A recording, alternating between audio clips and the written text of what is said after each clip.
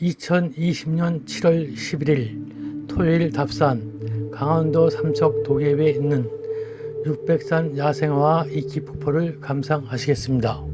육백산은 해발 1244m로 고위 평타면이 발달되어 있습니다.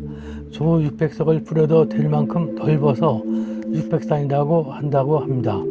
육백산 고위 평타면은 우리나라 지형 발달을 이해하는 데 중요하다고 합니다. 육백산에 올라가기 위해서 강원도 삼척시 도계읍에 있는 강원대학교 도계 캠퍼스를 들어갑니다. 강원대학교 도계 캠퍼스는 우리나라에서 해발 고도가 가장 높은 곳에 있는 대학 캠퍼스라고 합니다. 해발 고도가 800m가 넘습니다.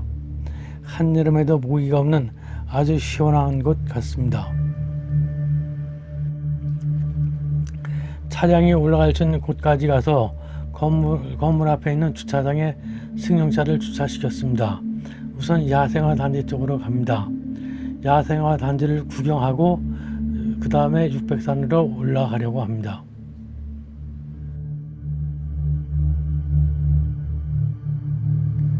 야생화 단지입니다.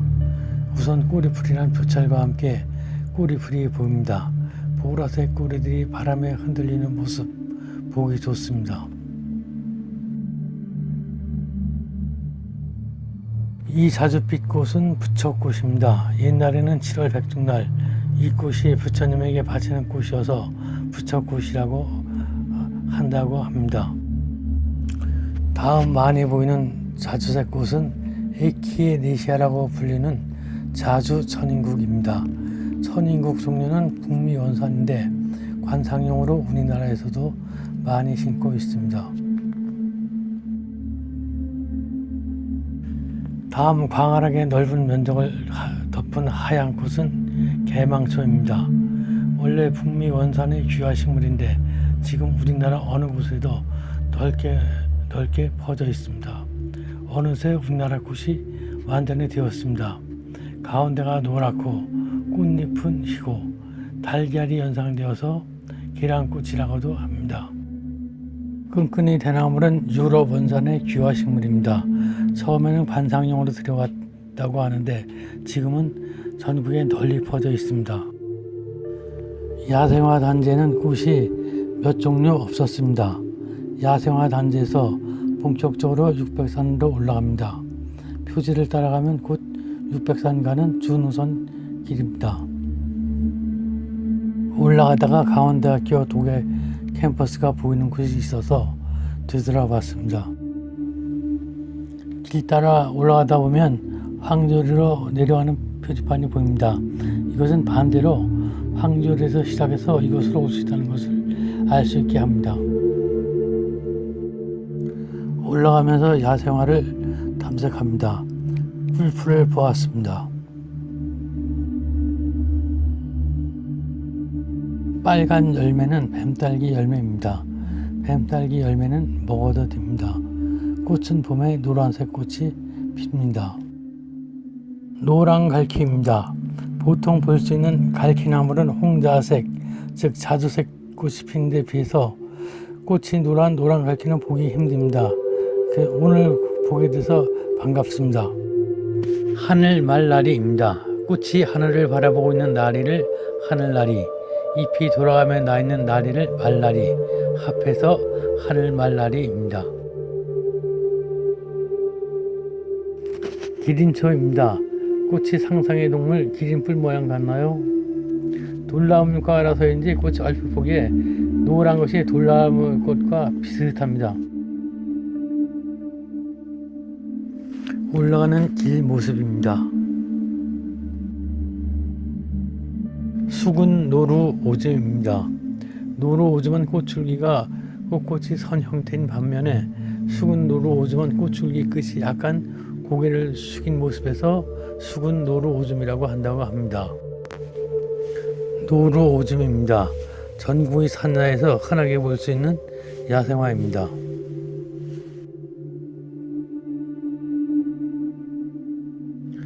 육백산 1.3km 표지판을 지나면 등산로는 계단을 올라갑니다.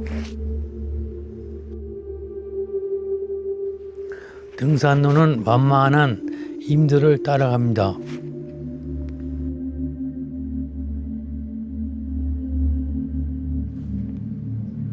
쌀이의 계절입니다. 곳곳에 쌀이꽃이 피었습니다.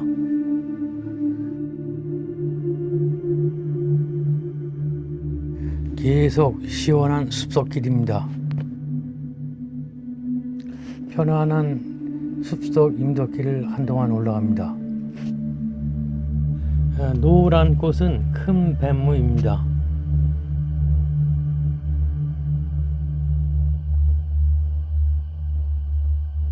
튼실한 큰 가지 수염이 있습니다.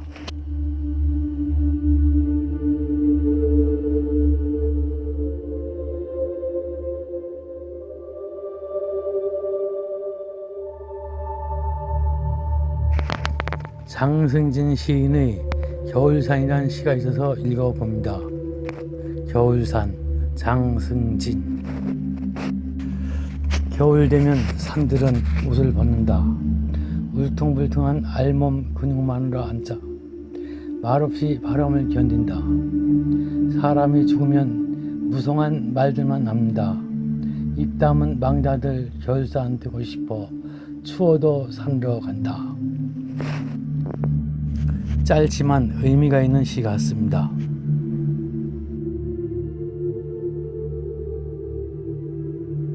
육백산 올라가는 길은 계속 편안합니다.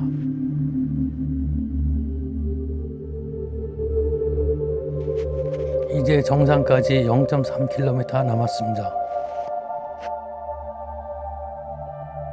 1월 비비추입니다. 보통 재배하는 비비추, 옥자마와 꽃 색깔과 꽃 나오는 형태가 다릅니다. 정상에 도착했습니다. 야생화를 탐색하면서 천천히 1시간 40분 만에 올라왔습니다. 그냥 올라온다면 1시간 조금 더 걸릴 것 같습니다. 잠시 정상 표지석 앞에 서 봅니다. 표지석 옆에 올림픽 트레킹 로드 안내판이 있습니다. 시간 있을 때 명품 트레킹 코스 걷는 것도 좋을 것 같습니다. 하산하면서 열어를 봤습니다. 열어는 어릴 때 산마늘로 착각하여 중독사고가 일어난다는 독초입니다. 편안한 하산길입니다. 강원대학교 도계 캠퍼스에 거의 다 왔습니다. 정상에서 내려오는 데는 37분밖에 걸리지 않았습니다. 무건 이끼폭포 입구에 왔습니다. 강원대학교 도계 캠퍼스에서 이곳까지 차량으로 35분 걸렸습니다.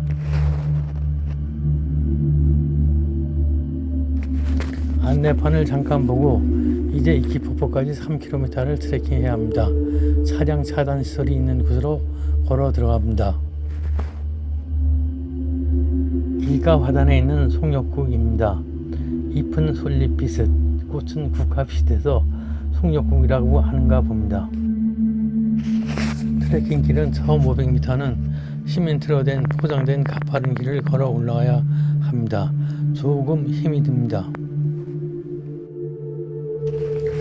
노루오줌이 길 옆 산기슭에 예쁘게 피었습니다.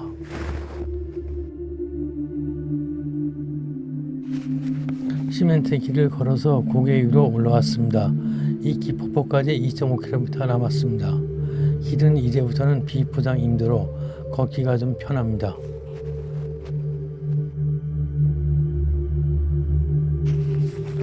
무건 이끼폭포까지 1.5km 지점을 지납니다. 절반 왔습니다.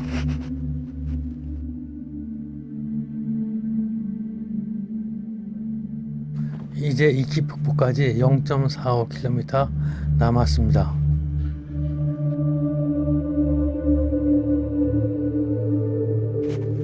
황마로 포장된 편안한 산길을 걷다 보면 이곳에 옛날에 분교가 있었다는 설명판이 있어서 읽어보고 합니다.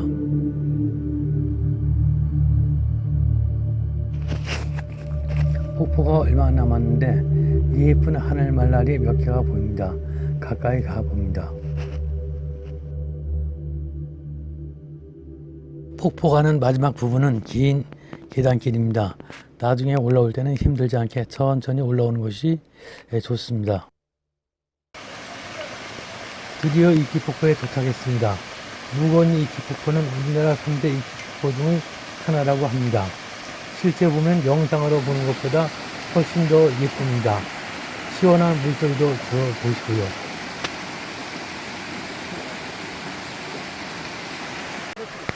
많은 관광객들이 폭포 앞에서 방문 사진을 찍고 있었습니다. 나도 사진을 찍어 봅니다.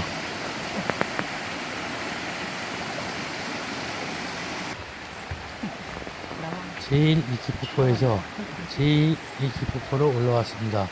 제2이끼폭포는 계곡에 꼭 숨어있는 몽송이라서 더욱 신비한 감이 듭니다.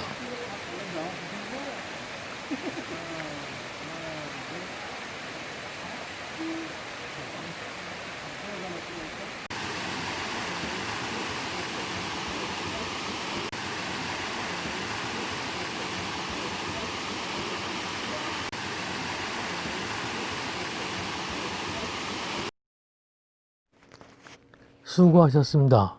이상으로서 600산 야생화 탐사와 무건이 이끼폭포 답사를 마칩니다. 감사합니다.